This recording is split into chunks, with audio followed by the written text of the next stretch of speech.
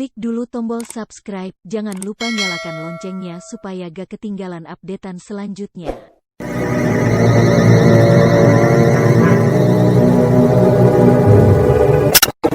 Misteri Nini Pelet kali ini mempersembahkan episode ke-20 dengan judul Asmara Berdarah.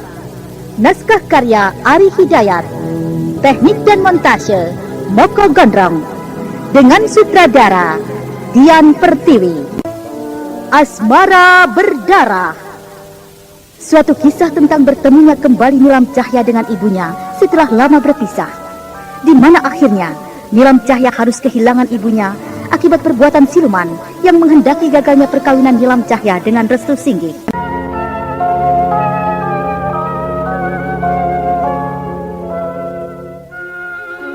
Dalam seri yang ke-27 ini didukung oleh Bambang Jeger sebagai Restu Singgih, Hana Pertiwi sebagai Nilam Cahya, Novia Mandagi sebagai Nyai Imas, Ashari sebagai Eyang Pangeran, Sunaryo sebagai Amang Ula, dan Indrawati sebagai Bibi Sarbini.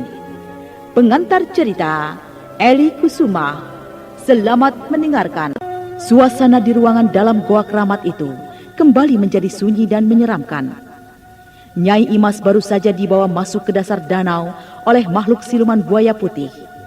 Dan kini Nyai Imas sudah berada di dasar danau itu. Kita mau kemana, Eyang? Oh, akan aku ajak ke istanaku, cucuku. Istana Eyang? Di manakah istana itu berada? Kau ikuti saja dengan Eyang. Eyang, lihatlah, dasar danau itu ada sebuah istana. Indah dan megah sekali istana itu. Nah, itulah istanaku, cucuku. Aneh, aku tidak habis pikir. Di dasar danau begini ada sebuah istana. Rasanya aku kini berada di dalam dunia yang lain.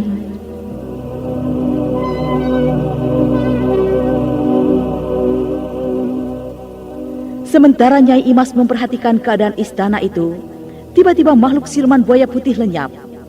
Dan saat berikutnya, di belakang Nyai Imas sudah berdiri seorang pemuda gagah dan tampan. Nyai Imas. Siapa kau? Mana yang buaya putih itu? Akulah yang pangeran itu, cucuku. Kau lupa padaku? Bukankah kita pernah bertemu? Benar.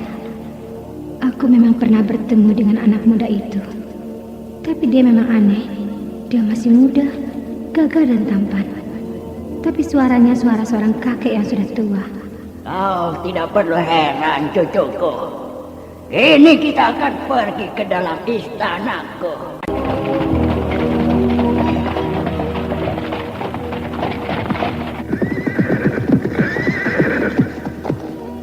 Cucuku, kita sudah dijemput. Ayo. Oh, rupanya kereta kencana itu dikemudikan oleh dua orang pengawal berjubah serba putih. Kedua pengawal itu diam saja setelah mereka memberi hormat pada Eyang Pangeran. Mari, cucuku, masuklah ke dalam kereta kencana ini. Ayo, mari. Baik, Eyang.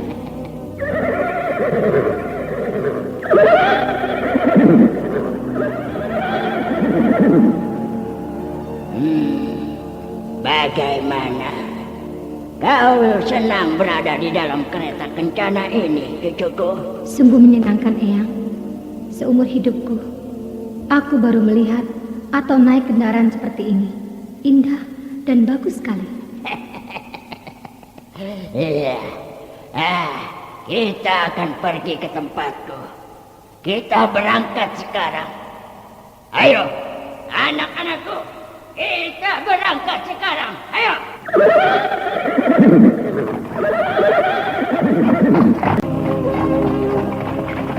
Sepanjang perjalanan, Nyai Imas terpesona menyaksikan jalan lorong yang ditempuhnya itu.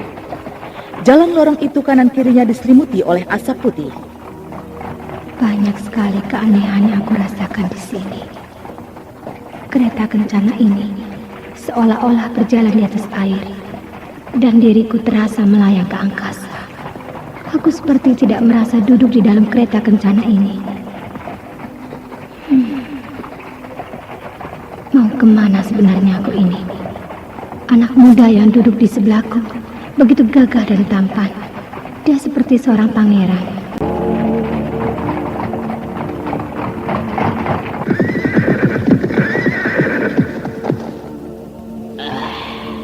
Kita sudah sampai, cucuku. Eyang, tempat apa itu? Bukankah aku memasuki istana? Tapi aneh, kenapa aku kini sampai di sebuah ruangan seperti dalam goa? Ayo, turunlah cucuku. Ayo. Baiklah, Eyang. Inilah istana persemayamanku itu, cucuku. Benarkah ini istana? Tapi aku hanya menyaksikan kalau tempat ini hanya sebuah ruangan seperti dalam gua. Tapi ruangan ini cukup besar. Bentuknya aneh. Ruangan ini penuh diselimuti asap putih. Sekitar dinding ruangan ini berwarna emas kemilauan. Di setiap sudut ruangan ini, mereka semua berpakaian serba putih. Tapi aku tidak melihat wajah mereka. Wajah mereka ditutupi jubah putih. Cucuku, mereka semua itu adalah para pengawalku. Iya, Eyang. Itu ada singgasana. Iya. Itulah tempat kehormatanku. Anak muda jelmaan buaya putih itu melangkah ke singgasana dan kemudian duduk. Sementara Nyai Imas masih berdiri di tempatnya. Cucuku, ayo duduklah. Baiklah, Eyang. Bagus. Kini kau sudah berada di istanaku. Seperti janji kita semula, bahwa aku bawa kemari untuk kau jadikan muridku. Bagaimana? Terima kasih, Eyang. Dengarlah olehmu, cucuku. Kau bisa meminta apa saja dariku. Aku akan mengabulkan segala permintaanmu itu. Tapi kau harus memenuhi segala persyaratan yang akan aku minta padamu. Saya mengerti, Eyang. Bagus. Ya, pertama, kau harus menyediakan ruangan untuk pertemuan kita di rumahmu. Ruangan itu harus dilengkapi ranjang yang indah, penuh wangi-wangian kembang. Dan jangan sekali-kali orang lain masuk ke dalam ruangan itu. Dan ingat, kau hanya bisa memanggilku setiap malam Jumat Kliwon. Nah, Eyang kira cukup dulu yang Eyang minta darimu. Untuk persyaratan lainnya, Eyang akan memberitahu lagi. Terima kasih, Eyang. Saya akan laksanakan segala permintaan Eyang. Baik. Nah, sekarang kau minumlah air yang ada di depanmu itu. Ayo. Baiklah, Eyang. Nyai Imas mengambil sebuah tempat berbentuk batok kelapa yang ada di depannya. Tempat itu berisi air yang warnanya merah darah dan bau anyir.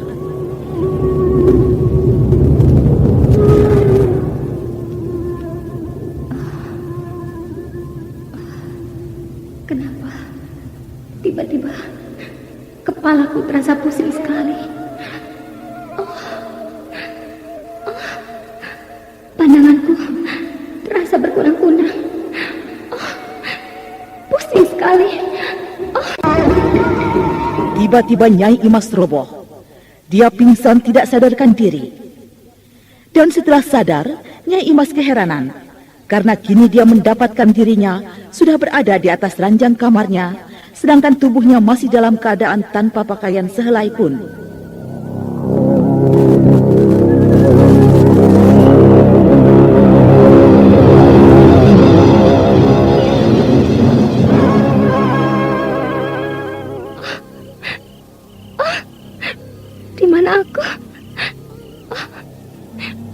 Bukankah ini kamarku?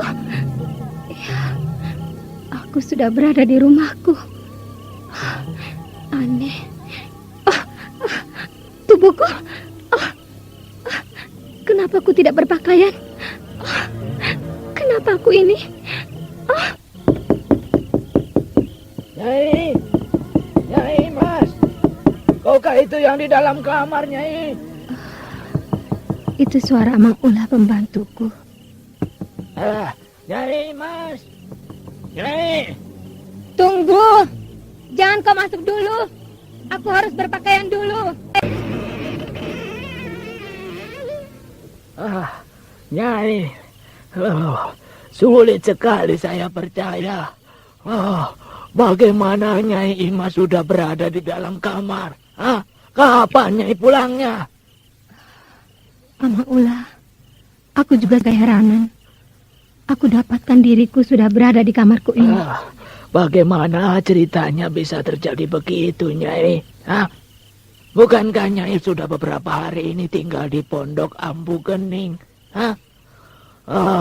Dukun tua yang tinggal di tengah hutan belantara itu.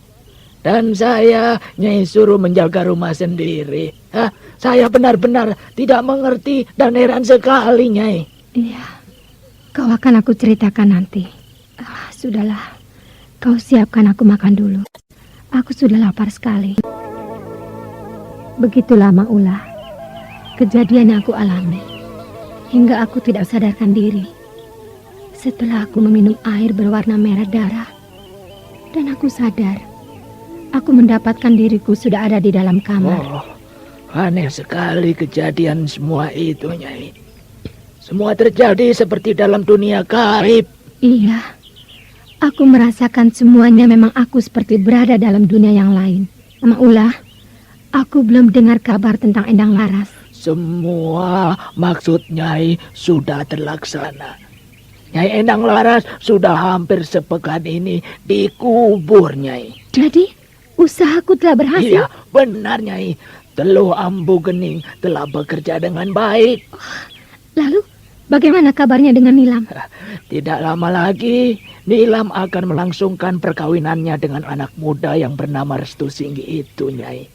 Tapi ada persoalan yang gawat buat mereka, Nyai. Persoalan apa itu? Pujangga kini menjadi dendam pada mereka. Karena saya sempat menyaksikan perkelahian Pujangga dengan mereka waktu itu. Kasihan Pujangga. Kau tahu di mana keponakanku itu sekarang berada? Saya tidak tahu lagi nasibnya. Barangkali dia pergi dari kampung ini, Nyai. Sudahlah. Kini aku harus mengurus kepentinganku sendiri. Amang Ulah, sekarang bantulah membersihkan kamarku. Bukankah kamar Nyai sudah rapi sekali? Untuk apa dibersihkan lagi, Nyai? Jangan kau banyak tanya. Turuti saja perintahku. Iya. Baik, Nyai, baik.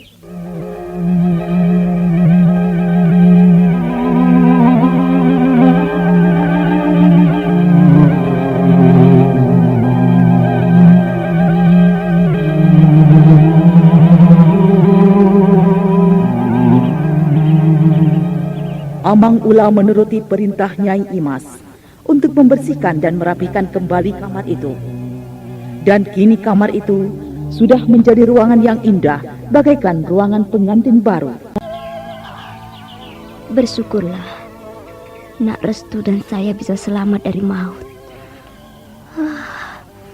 Pengaruh ilmu aji kembang mayat itu memang berbahaya. Bisa membuat orang kehilangan tenaga dan mati lemas, Nak Restu. Untung saja ada Bibi Sarbini. Kalau tidak, apa jadinya? Bibi Sarbini sepertinya memang tahu persis tentang cara mengobati asap beracun ilmu ajian itu. Sudahlah, semuanya sudah berlalu. Yang sedang Bibi pikirkan, bagaimana nasib Pujangga sekarang? Bibi tidak habis pikir. Kenapa anak itu bisa bersikap seperti itu? Dirinya seperti sudah dikuasai setan. Saya terpaksa melayani dia. Saya membela diri. Pujangga sempat melarikan diri setelah sebelah kakinya terbakar dengan aji braja musti saya. Terbakar?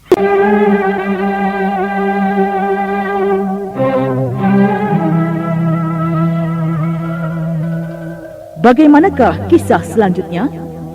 Nah, saudara pendengar, ikutilah lanjutan serial misteri Nini Pelet yang dipersembahkan oleh PT Dankos Laboratoris Indonesia di radio kesayangan Anda.